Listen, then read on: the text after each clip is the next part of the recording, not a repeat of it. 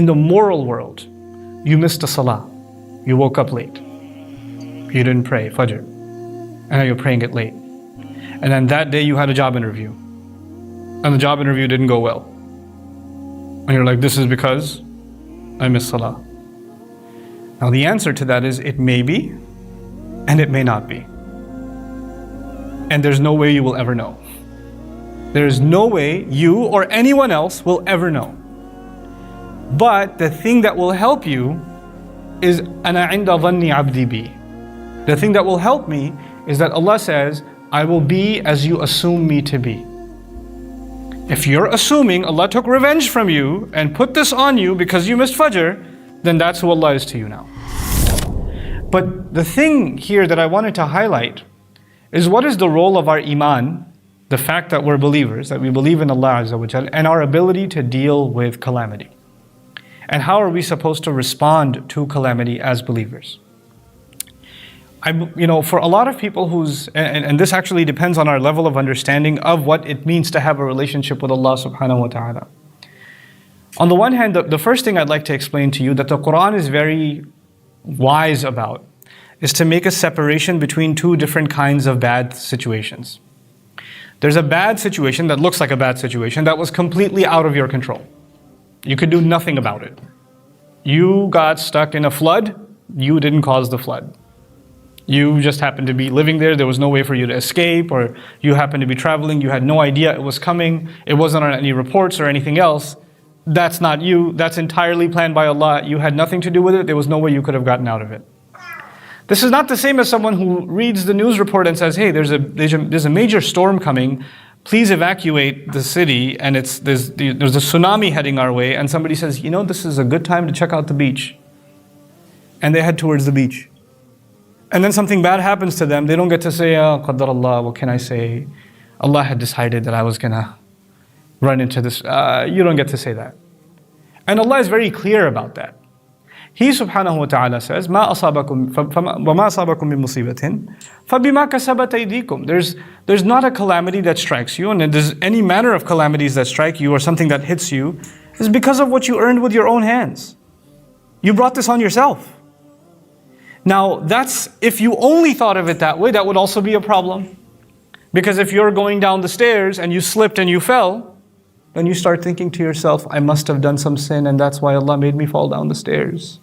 This is a sign from Allah that I have committed some evil and Allah is teaching me a lesson by, breaking my arm in the hotel lobby or something. You start reading into things that happen to you. And you start thinking there's some ghaib, cause and effect. And that can go into an extreme. So the thing that I'd like to highlight here, human beings, believers in Allah, can go into two extremes. One extreme is everything happened because of Allah, I have nothing to do with it. Whatever happened, you can't blame me, this is qadr of Allah. مَا أَصَابَكُم مِّن مُّصِيبَةٍ فَبِإِذْنِ اللَّهِ. Whatever calamity strikes to you, it comes to you because of Allah's permission. He said that in Surah Al-Taghabun. He said it directly. It happens by Allah's permission. This was Allah's plan. What are you going to do? So some student can not study for their exams and not do any of the assignments and fail and be kicked out of the school and then say, what do you want me to do? Qadr of Allah. They get to blame Allah. On the other extreme, there is the believer who blames everything on himself. Allah is doing this to me because I'm a terrible person. This happened to me because I'm a horrible human being. And then it doesn't help when other ignorant people around you, and sometimes a lot of ignorance comes from your own family, they come and tell you, you know why this happened to you? Because you're a bad daughter. You know why this happened to you? Because you're a bad son. You know why this happened to you? Because you're not good to your in-laws or whatever. No, I just got in a car accident because a truck came and hit me and he crossed a red light. Not because I argued with my wife or something that's not the reason. But other people will come and tell you, this is happening to you, Allah is doing this to you because of that. Like they got an email from the ghaib that told them that this is the reason why this happened, cause and effect. So there are these two extremes that are possible. What does the Quran do? The Quran in everything gives us balance. In everything we understand in life, it gives us balance. And by the way, if you don't have this balance, you lose a lot of peace in life. It gives another meaning to أَلَا بِذِكْرِ اللَّهِ تَطْمَئِنَّ الْقُلُوبِ. By remembering Allah, hearts become calm. If the ultimate remembrance of Allah, the dhikrullah, is actually the book of Allah. And the Book of Allah clarifies how Allah deals with us in this life. So I would argue that if you're just saying Subhanallah or Alhamdulillah, and your understanding of what Allah wants you to how Allah deals with you is flawed, you still might not find peace, even though inshallah you will if you're sincere. But the intent here is to be clear in how Allah Azza wa Jal deals with us. So I'd like to share some things about that with you. As far as blaming myself is concerned, and where do we draw the line between this is from Allah and this is my fault? Where do you draw that line? In the physical world, it's very easy to understand. What do I mean by the physical world? In the physical world, if I instead of putting gasoline in my car, I put water in my car and it didn't work, then you don't get to say this was Allah's plan. That was you. So physically speaking, or if you're eating junk food and you're constantly eating all kinds of sugary foods and then you get a diagnosis for diabetes at the age of 45, then you don't get to say, Ya Allah, this marad has come to me. It's a test from Allah. No, it's a test of your bad appetite. You don't eat cucumbers. You eat Swiss rolls or whatever you eat. You've been downing junk and that's why this happened to you. You understand? So that in the physical world, the cause and effect, there's an effect. It's something that all human beings with common sense understand. In the moral world, you missed a salah. You woke up late. You didn't pray Fajr. And now you're praying it late. And then that day you had a job interview. And the job interview didn't go well. And you're like, this is because I missed salah. Now the answer to that is it may be and it may not be. And there's no way you will ever know. There is no way you or anyone else will ever know. But the thing that will help you is أَنَا عِنْدَ ظَنِّ عَبْدِي بِي. The thing that will help me is that Allah says, I will be as you assume me to be. If you're assuming Allah took revenge from you and put this on you because you missed Fajr, then that's who Allah is to you now. If you assume, no, this is better, this job, I tried my best, I did a good job at the interview, but this was not a good job for me. Had it been good for me, Allah would have let it go. Allah would have given me this job. If you have that attitude, then that is who Allah is to you, despite all of your mistakes. Despite you waking up late. Our job when we make mistakes is to make istighfar, not wait for Allah's revenge. Please understand that. Our job is not, I messed up, now Allah is going to get me somehow, it's going to happen. No. That's not what Allah does. Which is why Allah says, مَا أَصَابَكُمْ وَمَا أَصَابَكُمْ مِن مُصِيبَةٍ فَبِمَا كَسَبَتْ أَيْدِيكُمْ. Whatever calamity struck you, whatever difficulty you find yourselves in, a lot of it has to do with what you did yourselves, with your own hands. You brought this on yourself. And even in the spiritual sense, sometimes there are difficulties that come on us because of our deeds. If you are, for example, continuously horrible to your parents, and then bad stuff comes to you in your life, then probably there is some connection. And then in those kinds of cases, what does Allah do? وَيَعْفُو عَنْ كَثِيرٍ. He says He pardons a lot too. In the physical world, if I jump off of a second floor building, there are going to be consequences. Allah will not say, no, this time I'll forgive you, I won't break your leg. No, it's going to happen. What's going to happen is going to happen. When you put your hand in a fire, it is going to burn. Allah's not going to say, well, you prayed Fajr this morning, so no, not for you. It won't burn for you. That's not going to happen. But when it comes to spiritual consequences, He says, وَيَعْفُو عَنْ كَثِيرٍ. When you do a sin, then Allah says, actually, Allah lets a lot of it go. He doesn't just avenge immediately. He doesn't just take, immediate account and then make you suffer in this world because of the mistake you made. He doesn't do that. That's the nature of Allah Azza wa Jal with us. وَيَعْفُو عَنْ كَثِيرٍ. This is something you have to internalize for yourself. I would argue the reason I brought up this particular subject is because one of the greatest crimes, spiritual crimes, that occurs every day in the ummah is at the hands of loved ones to loved ones. Parents, spouses, husbands, we have sometimes the worst things to say to our loved ones. And sometimes we say those things in the name of Allah. Allah will punish you for what you just did. There will be justice on you. Allah will not forgive what you.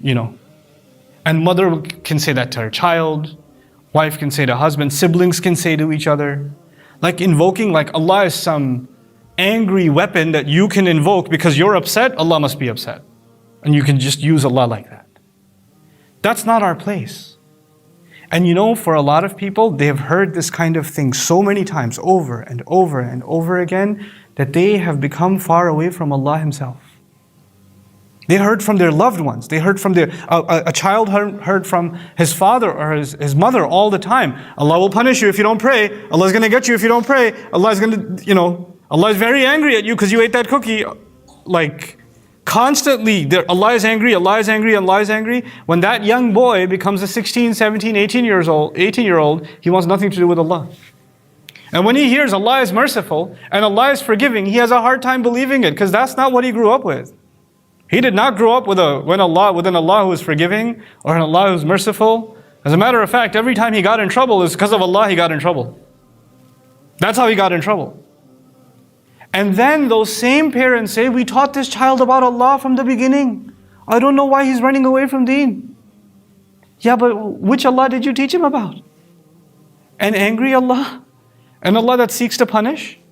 مَا يَفْعَلُ اللَّهُ بِعَذَابِكُمْ? Allah says, what's Allah going to get out of punishing you? That's what Allah says Himself. What is He in just the business of coming after you? Going at you? So what happens with people? They are in a difficult situation, and what do? They're constantly thinking Allah is getting them. Allah is hurting them. Allah is doing this to them. I was reminded by a colleague of mine, when I was coming here to Malaysia, out of nowhere, this has never happened. I developed this crazy bacterial infection thing in my tonsils, and it swelled up, and half of my neck was completely blocked, and I felt like I was drowning in one nostril, and I'm still on the plane, and I get halfway through to Abu Dhabi on the way here. I run over to a clinic, they say you have to take these heavy medications. I come here, the recommendation is I should go to surgery. I was like, what is going on? And they even told me this never happens. Like, this is really crazy. In my entire career of 30 years, I've seen like one other case of this. And I'm lying there in the hospital bed waiting for a surgery to take place, and I'm thinking, and I was reminded by a colleague, this is the best place you could have been. Like, there's no better place than this hospital bed for you at this moment. That is Allah's plan for you. Here I am thinking I have to cancel this program, I can't go over here, I can't go over there, how are we going to manage this situation, that calendar, that meeting, all this way, I came all this way, and now look, I didn't get to do this, that, or the other. And then all of a sudden, just that little reminder, you're just like, yeah, this is the best place I should be. There's no better place, because this wasn't planned by me, this was planned by Allah Azza wa Jalla. This is entirely planned by Allah. We have to have a closeness to Allah that when He plans something for you and me, even when it's painful, He doesn't do it for anything except love. That Allah Azza wa Jalla loves His ibad. That He loves what is best for them. He loves us more than we could ever love ourselves. He cares more for us than we can ever care for ourselves. He provides us more than we could ever provide for ourselves. When we forget that, guidance goes away. Allah says, وَمَنْ يُؤْمِن بِاللَّهِ يَهْدِي قَلْبَهُ. In Surah Al-Taghabun, on the same issue, whatever calamity strikes you, it comes from Allah, it came by Allah's permission, and whoever can have iman in Allah at that time. You have iman in Allah anyway, you believe in one God, but when you're in a difficulty, that's when you start questioning, why is Allah doing this, right? That's the time when Allah puts the words, وَمَنْ يُؤْمِن بِاللَّهِ. Whoever can truly believe in Allah then. Yeah, you always say Allah is Ar-Rahman, but do you really feel Allah is Ar-Rahman right now? Nah, right now He's probably Dhun Tiqam. Right now He's probably the one who takes revenge. Right now He's probably Jabbar, not Ar-Rahman right now. See, your iman went away. Your iman in Ar-Rahman went away when you were in difficulty. Allah says, if you can have iman in Ar-Rahman at that time, the best of Allah's names, the best of what Allah is to you, what He described Himself to you, at that moment, then what gift will Allah give you? And this is the conclusion to my khutbah. What is it that Allah will give you? I want health. I want recovery. I want a job. I want money. I want a better family situation. I want escape. Some people just want escape. I just want this other person to stop hurting me. I want people to stop talking about me. Whatever it is, there's something that's bothering you and it's eating away at you. And if you think if that problem went away, you would have peace. What does Allah give you when you can trust Him? He doesn't end your problems. This life, problems will not go away. If problems were going to go away, they would have gone away for Yaqub alayhi salam a lot sooner than for you and me. If no problems would have come because we have iman, then Maryam salamun alayha should not have had problems. Rasulullah sallallahu alaihi wasallam should not have had problems. You study the people that are closest to Allah, and all you're studying are problems. Really big ones. Their entire life. That's all you're studying. You're just learning about one problem to the next, to the next, to the next, to the next. That's all you're learning. Yusuf alayhi salam, a great profound messenger of Allah, and from childhood there are problems. From childhood there are problems. So I keep asking that question. What is it that Allah is giving you? What do you get when you completely put your trust in Allah in the middle, in the thick of a difficulty, when everybody else is telling you Allah is, on the one hand people are telling you Allah is angry at you, that's why this is happening. Allah hates you, that's why this is happening. On the other hand, you start thinking Allah is punishing me, that's why this is happening. At that moment when you can have the best impression of Allah and maintain your love and reliance and bond with Allah, that Allah has not let you go. He hasn't, what does He give you? يَهْدِي قَلْبَهُ. He guides this person's heart. He gives their heart guidance. I can guarantee you, when your problem goes away, if it's a money problem, if money comes in. If it's a health problem, and health comes back. If it's a family problem, the family problem goes away. None of the good things in this life are worth anything compared to that one gift. I hope you guys enjoyed that video clip. My team and I have been working tirelessly to try to create as many resources for Muslims to give them first steps in understanding the Quran, all the way to the point where they can have a deep, profound understanding of the Quran. We are students of the Quran ourselves, and we want you to be students of the Quran alongside us. Join us for this journey on bayyinatv.com, where thousands of hours of work have already been put in. And don't be intimidated, it's step by step by step, so you can make learning the Quran a part of your lifestyle. There's lots of stuff available on YouTube, but it's all over the place. If you want an organized approach to studying the Quran beginning to end for yourself, your kids, your family, and even among peers, that would be the way to go. Sign up for bayyinatv.com.